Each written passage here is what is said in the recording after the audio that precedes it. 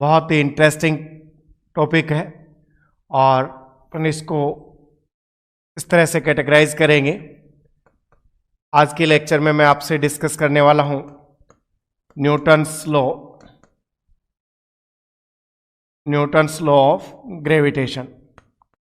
Newton's law of gravitation. Second lecture में मैं discuss करूंगा आपसे acceleration due to gravity. Acceleration due to gravity. Acceleration due to gravity. ठीक है, तो पहले अपन ये पढ़ेंगे न्यूटन्स लॉ ऑफ ग्रेविटेशन और इसमें अपन ले रहे हैं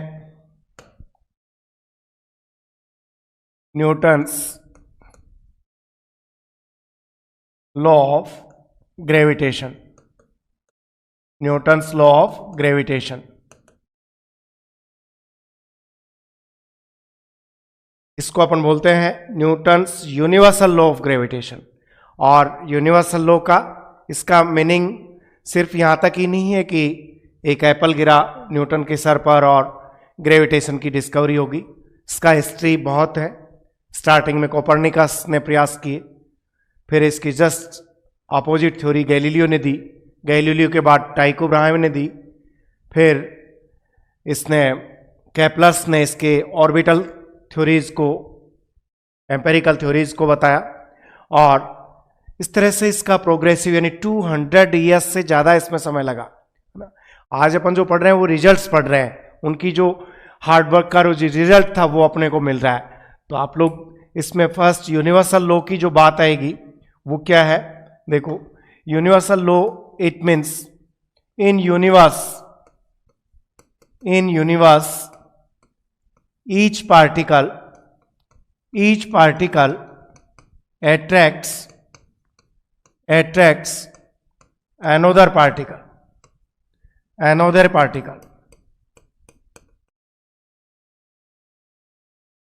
This is universal law of gravitation. Universal law of gravitation.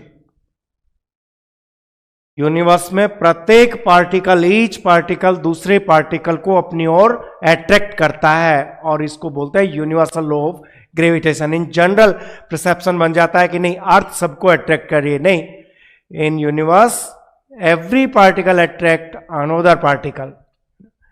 और यहां पर जो इसका नेचर है अट्रैक्शन का ही है, ग्रेविटेशन का। जैसे इलेक्ट्रोस्टैटिक में हम अट्रैक्शन एंड रिपल्सन पढ़ते हैं, यहां पे सिर्फ कैसा रहेगा, ग्रेविटेशन का रहेगा। अब यदि अट्रैक्शन बाय अर्थ, ये जो वर्ड आता है attraction by earth is called gravity. Gravitation universe के लिए यूज होगा। ग्रेविटी वर्ड जब यूज करेंगे तो हम सिर्फ किसके लिए यूज करेंगे, अर्थ के लिए यूज करेंगे। क्लियर। और अब मैं लॉ पर आता हूं। According to Newton's law of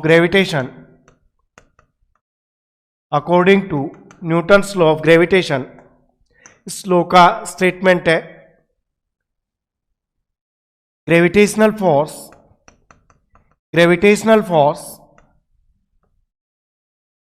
between two particles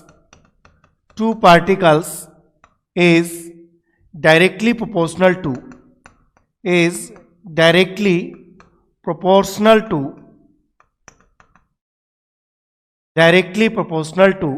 the product of their masses and inversely proportional to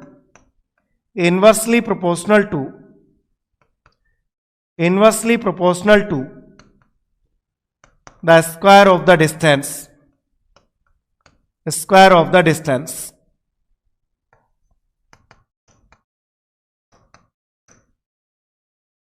Gravitational force between two particles is directly proportional to the product of their masses and inversely proportional to the square of the distance. दो particles के बीच में लगने वाला गुरुत्वाकर्षण बल उन कणों के द्रव्यमान के गुणनफल के समानुपाती तथा उनके मध्य दूरी के वर्ग के व्युत्क्रमानुपाती होता है।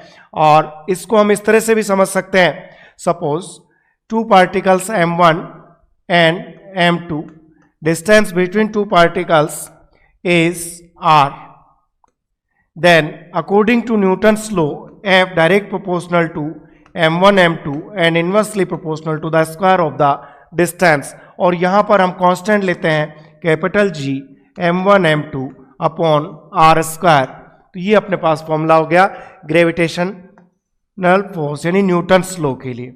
और here G is a constant जिसको यूनिवर्सल ग्रेविटेशनल कांस्टेंट कहते हैं, universal gravitational constant, universal gravitational constant, universal because G की जो वैल्यू रहेगी ये will be constant in each medium 6.67 into 10 की power minus 11। G equal to देखो F इंटू आर स्क्वायर, तो यूनिट आ जाएगी F into r square newton metre square upon m1 m2 यानी किलोग्राम स्क्वायर, है ना। और इसका डायमेंशनल फॉर्मूला भी लिख लो, न्यूटन का मतलब m1 L1 T-2 metre square L2 और upon kilogram square it means m2। तो हमारे पास क्या फॉर्मूला आया भाई, इसका फॉर्मूला आ गया हमारे पास m-1 L3 T-2। तो ये ग्रेविटेशनल कांस्टेंट का डायमेंशनल फॉर्मूला हो गया। Gravitational constant doesn't depend shape size and medium, किसी पर डिपेंड नहीं करता, ये पूरे यूनिवर्स में समान रूप से लागू रहता है। जो वैल्यू ऑफ जी थी, वैल्यू ऑफ जी ये कहां से आई, ये क्या है एक्सपेरिमेंटल वैल्यू है, किसने दी थी ये हेनरी कैवेंडिश ने। Determine by Henry Cavendish by the help of torsion balance experiment। जो G की वैल्यू ये कैसी है एक्सपेरिमेंटल है, किसने फाइंड किया था, हेनरी कैवेंडिश नाम के साइंटिस्ट ने फाइंड किया था। और किस एक्सपेरिमेंट से, टॉर्सन बैलेंस। इसने इस तरह से एक बैलेंस ली, उस पर 4 बॉडीज लटका के और एक्सपेरिमेंटल स्टडी की थी। अपने को एक्सपेरिमेंट की जरूरत नहीं है और इसकी वैल्यू हमें मिल गई। अब इसके मजे करो आप, तो एक्सपेरिमेंट में तो ये कब गए लोग, ठीक है। अब नेक्स्ट अपन देखें कि जो फोर्स है F ये कैसा है, इट इज ए वेक्टर, तो अपन वेक्टर फॉर्म में लिखेंगे इसको, वेक्टर फॉर्म कैसे लिखेंगे भाई, वेक्टर फॉर्म हम लेंगे F equal to vector F G m1 m2 upon r square into r cap. r cap is unit vector in direction of force, r cap is unit vector in direction of force। अब कई बच्चे कहेंगे sir यहाँ कई बार 1 2 1 2 लिखा है अभी, तो ये 1 2 या 2 1 का क्या चक्कर है। देखो 1 2 और 2 1 मैं आपको बताता हूँ क्या रहता है कि देखो हमें ये मिला F1 और r डिस्टेंस पर कोई दूसरा पार्टिकल है M2। यदि मैं बात करूं, क्या बात करूं भाई, देखो क्या लैंग्वेज ले रहे हैं, फर्स्ट लैंग्वेज ले रहा हूं force on M1 due to particle M2। तो M1 पर कितना फोर्स लगेगा, M1 को M2 अपनी ओर अट्रैक्ट करेगा। फोर्स किस पर लगा, 1 पर, ड्यू टू M2, ये हो गया 1 2। डायरेक्शन किधर है, फ्रॉम 1 to 2, तो इसको लेंगे 1 2 वेक्टर। समझ में आई बात। अब मैं इसका फॉर्मूला लिखूंगा, तो मैं लिखूंगा F12 equal to G m1 m2 upon r square into r cap, लेकिन यहां पे लिख दूंगा 1 2। क्लियर। अब यही लैंग्वेज मुझे क्या मिल जाए, ये लैंग्वेज मिले मुझे force on M2 due to M1। आप समझ गए होंगे कि अपन जब बात करेंगे इस पर तो देखो M2 पर फोर्स कौन लगाएगा, M1 लगाएगा, अपनी ओर अट्रैक्ट करेगा। तो ये फोर्स क्या है, force on M2 due to 1, direction from 2 1, ये डायरेक्शन होगी। तो अब देखो मैं जब ये लिखूंगा F21 तो वापस according to Newton's law Gm1 M2 upon R square into R cap. लेकिन अब ये कैसा हो गया 2 1, डायरेक्शन कैसी है इसकी, इसके अपोजिट है भाई, इसके कैसी है, अपोजिट है। तो देखो यहां पर हमें एक चीज क्लियर होगी कि ये भी कैसा है, इन नेचर कैसा है, पेयर नेचर है। जितना M1 पर M2 फोर्स लगाएगा उतना ही M1 भी M2 पर फोर्स लगाएगा। और मैथमेटिकली भी यहां पे अपने को पता पड़ रहा है कि R1 and R21 R12 and R21 are unit vectors in opposite direction. इनका मैग्नीट्यूड इक्वल है लेकिन डायरेक्शन अपोजिट है। R12 cap equal to minus R21 cap equal and opposite है। thus हम क्या लिख सकते हैं भाई, F12 equal to minus F21। It means यहां से क्लियर हो गया कि gravitation law obey Newton's third law, action reaction law. Gravitational law किसका ओबे करता है, Newton's third law, action reaction, force equal और कैसे है, अपोजिट। ईच एक्शन है opposite reaction in opposite direction, ठीक है, इक्वल एंड अपोजिट है। तो ये हमें किसने दे दिया, न्यूटन का फॉर्मूला निकाल लिया, वेक्टर फॉर्म निकाल लिया, ठीक है। अब हम इसको कुछ और चीजें भी देखेंगे। कुछ क्वेश्चंस को मजबूत करने के लिए आप कुछ एक खास पॉइंट नोट कर लो, जैसे जैसे मैं बता रहा हूं वैसे वैसे आप कुछ खास पॉइंट्स यहां पे नोट कर लो। खास पॉइंट, स्पेशल पॉइंट्स नोट कर लो भाई। स्पेशल पॉइंट्स क्या क्या है, देखो नंबर एक स्पेशल पॉइंट नोट कर लो। एक तो it is given for point masses. Newton's law of gravitation is given for point masses, but it can be applied for symmetrical spherical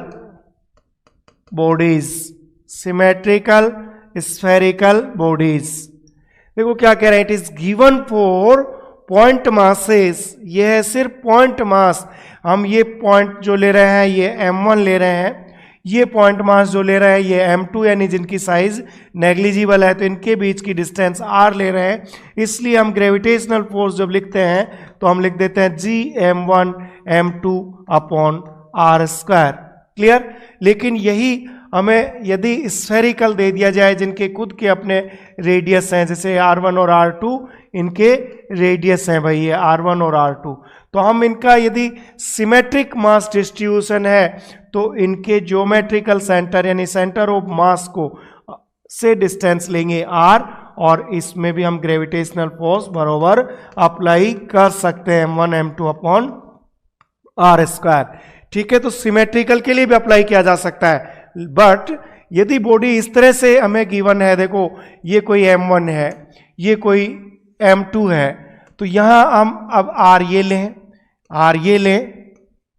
है ना, या फिर यहां से लें, तो इट मीन्स R यहां पे क्या है, अननोन है। तो यहां हम Gm1 M2 अपॉन कोई R स्क्वायर लेते हैं तो ये एक्चुअल ग्रेविटेशनल फोर्स के इक्वल नहीं आएगा, कुछ एरर होगा, क्योंकि न्यूटन ने जो दिया है लो वो किसके लिए दिया है, ओनली फॉर पॉइंट मासेस के लिए दिया हुआ है। तो ये तो पोजिशन है, और स्फेरिकल के लिए भी, लेकिन इस तरह की बॉडीज होंगी जो सिमेट्रिक नहीं है उनके लिए अप्लाई नहीं होगा। क्लियर। अब देखो इसके बाद सेकंड पॉइंट पे आता हूं मैं।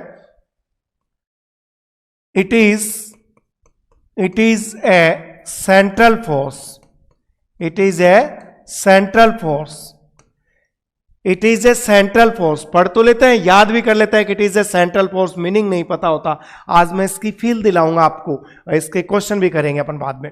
It is a central force that is it obey inverse square law of distance. It means ये इनवर्स स्क्वायर लॉ का ओबे करता है। ऐसे सारे फोर्स जो 1/r² के प्रोपोर्शनल टू होते हैं वो सभी क्या है, सेंट्रल फोर्स है। चाहे ग्रेविटेशनल रहे, चाहे इलेक्ट्रोस्टैटिक रहे, चाहे मैग्नेटिक फोर्स रहे, जो 1/r² का ओबे करते हैं वो कैसे हैं, ग्रेविटेशनल फोर्स हैं। और डायरेक्शन इनकी जो होती है हमेशा, direction of gravitational force is always along line joining of the centers of two particles। इसकी जो डायरेक्शन रहेगी वो हमेशा लाइन ज्वाइनिंग के अकॉर्डिंग रहेगी। सेंट्रल फोर्स को जो, इसके सेंटर्स को जो जोड़ने वाली लाइन है उसके अलोंग रहेगी, ठीक है। और अभी अपन ने पढ़ ही लिया कि ये जो है किसका ओबे करता है, it obey Newton's third law, action reaction law का ओबे करता है। For n particles we can apply superposition law of forces। superposition law of superposition law क्या है कि हमारे पास यहाँ पे बहुत सारे पार्टिकल्स का एक सिस्टम है जिसमें कोई m1 है, कोई m2 है, कोई m3 है, कोई mn पार्टिकल है। और यहाँ यदि हमें बात करनी है कि कोई m नोड पर नेट फोर्स, तो हम ड्यू टू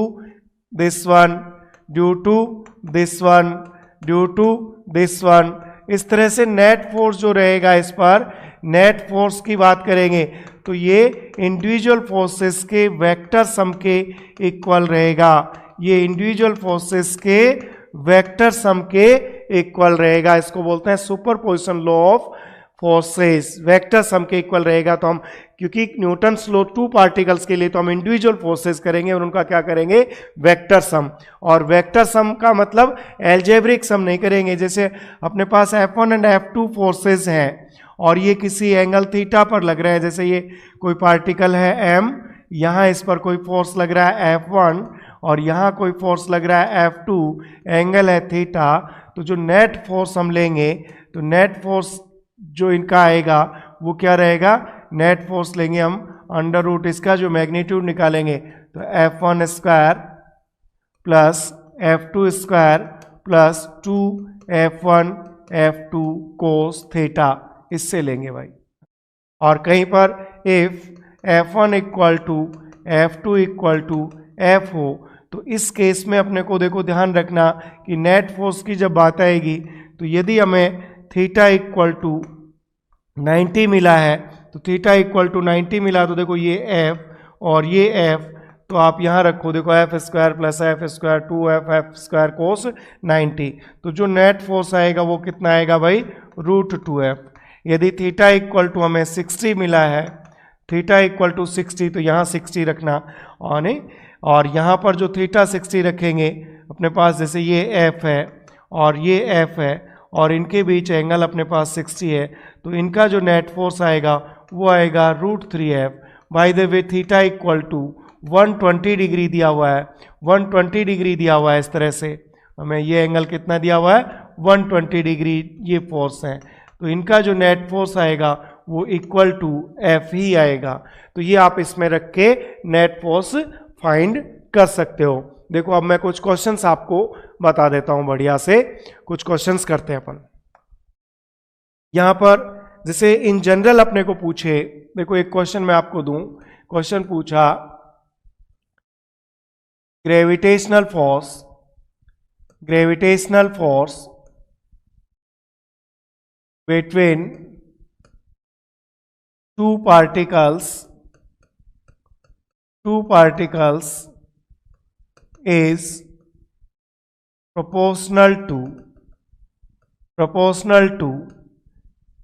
ऑप्शन हमें मिले 1/r, 1/r², 1/r4, r², इस तरह से मिले हमें। तो आप कौन सा आंसर दोगे सर? निश्चित रूप से ये देंगे। ऐसे रटा जाता है, लेकिन क्वेश्चन का नेचर चेंज हो गया। देखो यहां पे हमें क्वेश्चन पूछा फॉर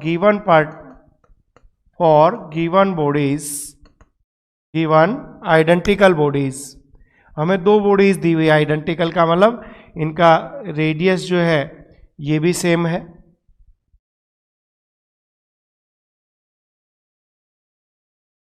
इनका रेडियस भी सेम है और इनका मास भी सेम है, और ये एक दूसरे को टच करती हुई रखी हुई हैं।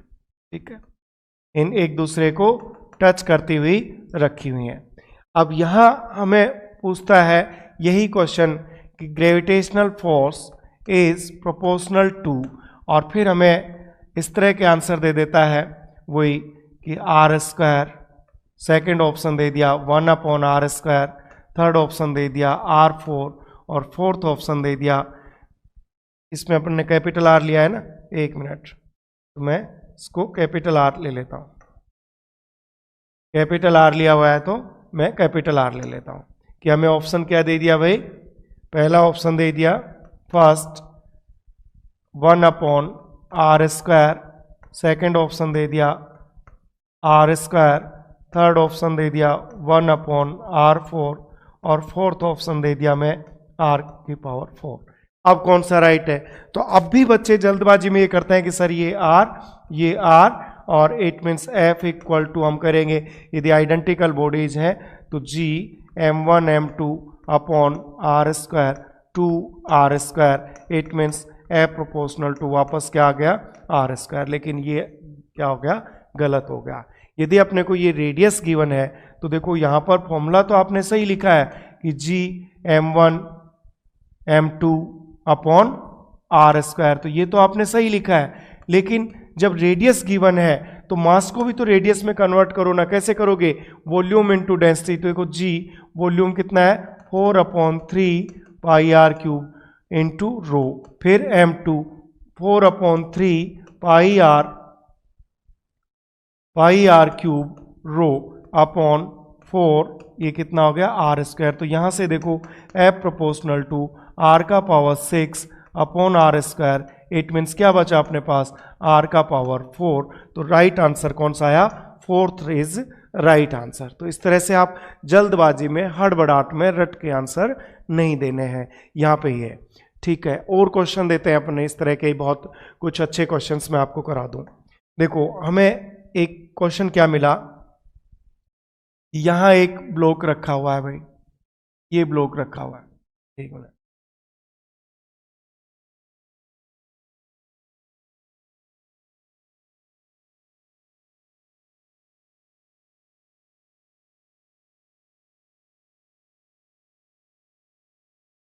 यहां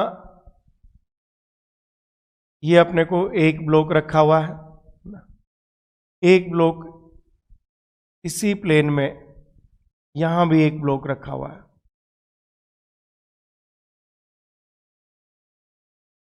ये 2 ब्लॉक्स रखे हुए हैं। ठीक है, अब इनके मासेज जो हमें दे रखे हैं, यहां अपने को इसका मास दिया m और इसका मास दिया 2m। इसकी जो लेंथ हमें गिवन है, ये लेंथ दे दी l, और इसकी लेंथ गिवन जो हमें है ये दे दी 2l। दोनों ब्लॉक की इसकी l है, इसकी 2l है ना। ये यहां पर हॉरिजॉन्टल सरफेस पर रखे हुए हैं। जो ये डिस्टेंस हमें गिवन है ये दिया l/2। अब यहां पूछ रहे हैं हमसे ग्रेविटेशनल फोर्स बिटवीन टू। इसमें 2 क्वेश्चन पूछे जा सकते हैं। फर्स्ट हमें पूछा जा सकता है ग्रेविटेशनल फोर्स,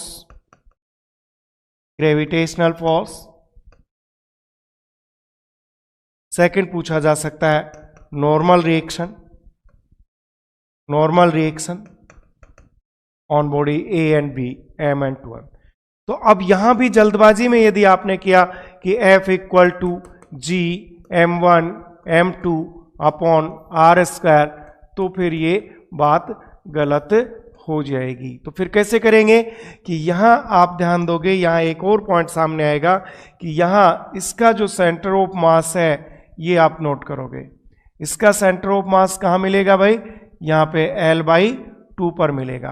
तो इसका सेंटर ऑफ मास यहां ये भी L/2 पर मिलेगा। तो इनके जो सेंटर ऑफ मास की जो डिस्टेंस है ये हमें क्या दी हुई है?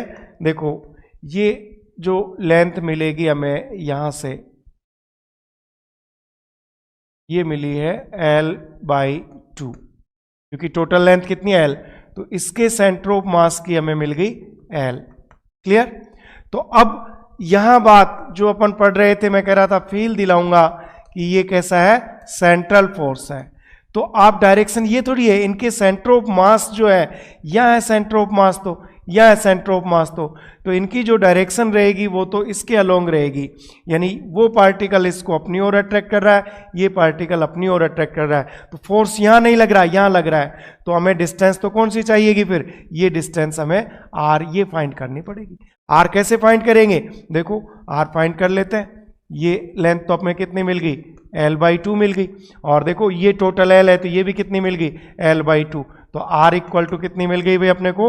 √L/2 का स्क्वायर प्लस L/2 का स्क्वायर, और ये आ गई L/√2।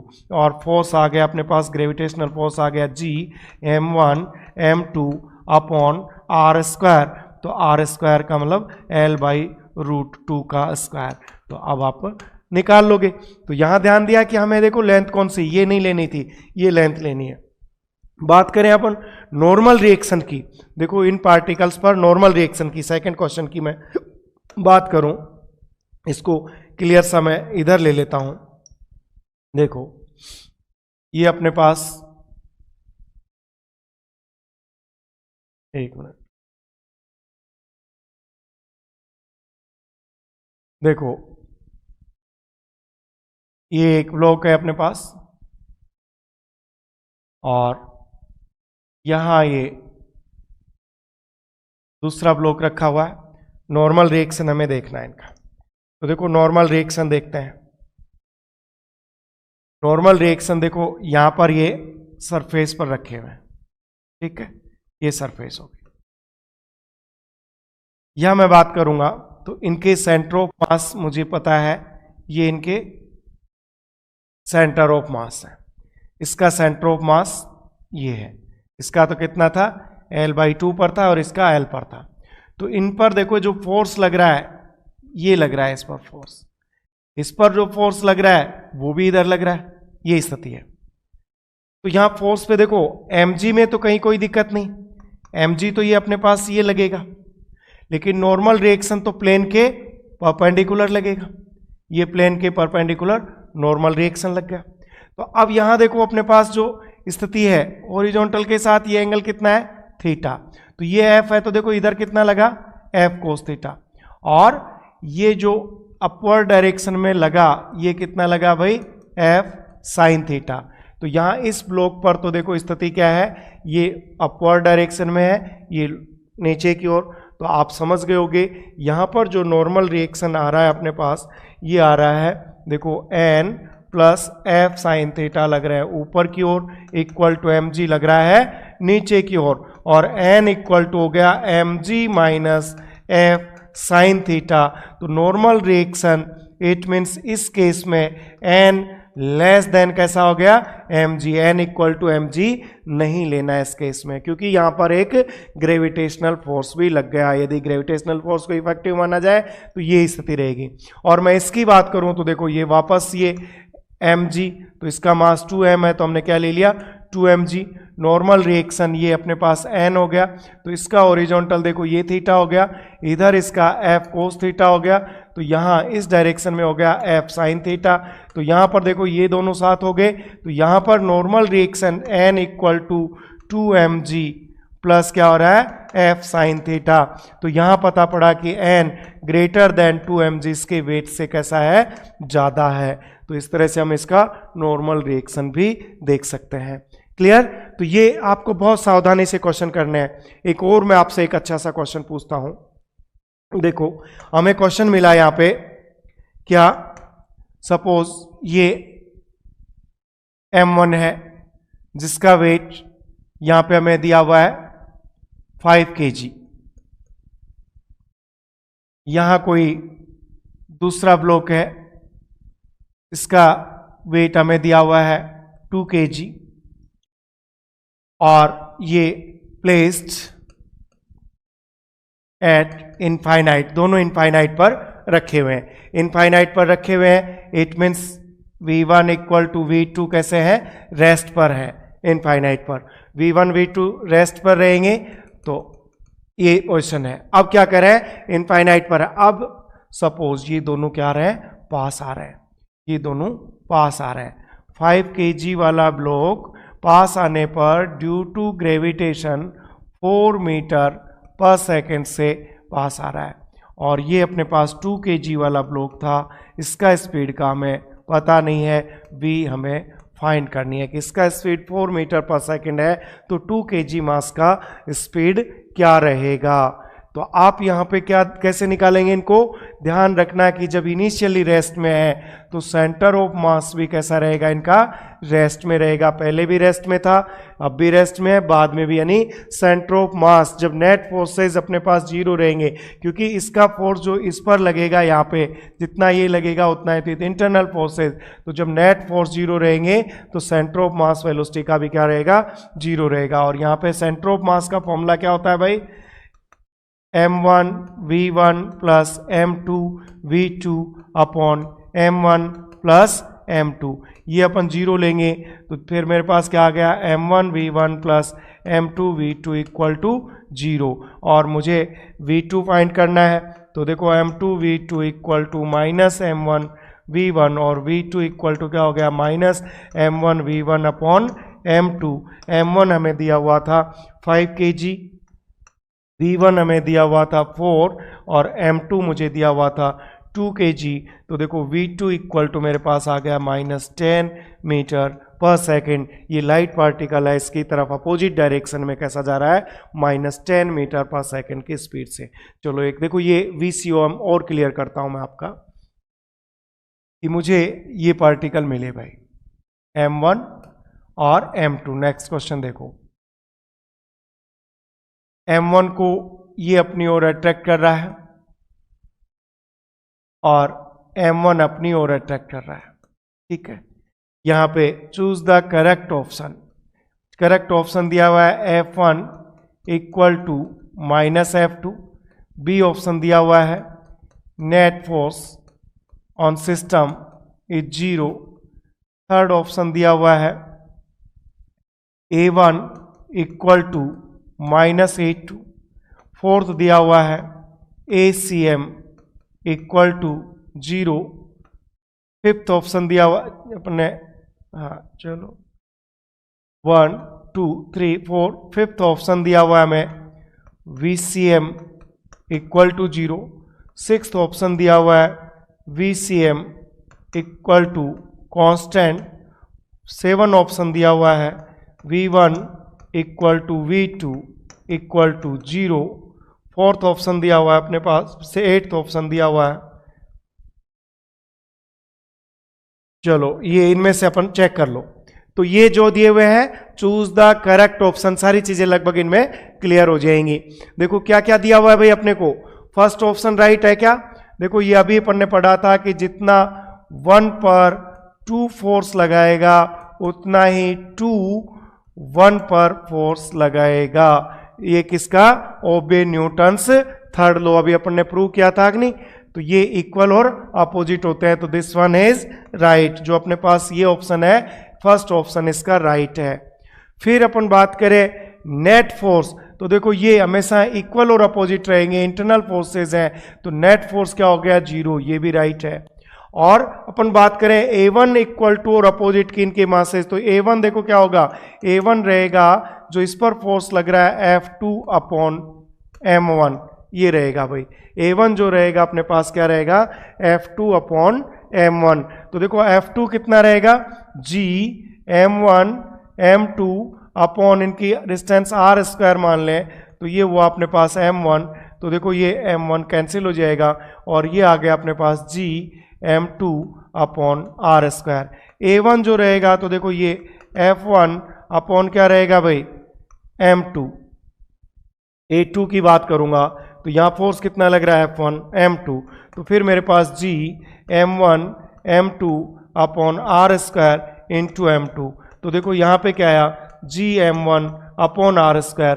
तो देखो दोनों पर एक्सेलरेशन कैसा है, अलग अलग है, अपोजिट डायरेक्शन में तो है, लेकिन मैग्नीट्यूड भी कैसा है, अलग अलग, क्योंकि a प्रोपोर्शनल टू कैसा होता है, m, मासेस डिफरेंट है, तो ये इक्वल नहीं हो सकता, समझ गए होगे।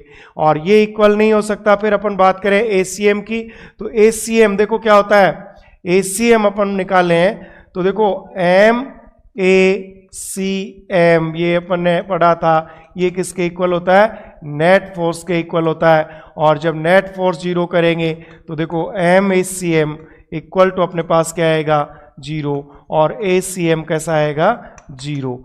तो अपने पास थर्ड आंसर यानी सेंटर ऑफ मास का एक्सेलरेशन कैसा रहेगा, जीरो। VCM, जब ACM जीरो रहेगा तो VCM कैसा रहेगा, VCM कांस्टेंट रहेगा, मे भी जीरो, अब भी जीरो, बाद में भी जीरो हो सकता है, जीरो भी यदि तीनों कंडीशन में रहे तो हम कांस्टेंट, लेकिन यहां पर ये मे भी ऐसा रहेगा कैसा, कांस्टेंट, तो इसको हम सही नहीं ले सकते। VCM इक्वल टू कांस्टेंट, ये बात सही है। V1 equal to V2 equal to zero. अभी जब M1 और M2 के मासेस अलग हैं और ये फोर्स नेट फोर्स लग रहा है, वेलोसिटी कांस्टेंट आ गया, तो जीरो कैसे हो सकता है। तो इस तरह से आपको ये बहुत ही शानदार क्वेश्चन समझ में आया होगा। इसके बाद भी अपन बहुत ही अच्छे अच्छे क्वेश्चन सोल्व करने वाले हैं, तो नेक्स्ट लेक्चर को देखना ना भूलिएगा।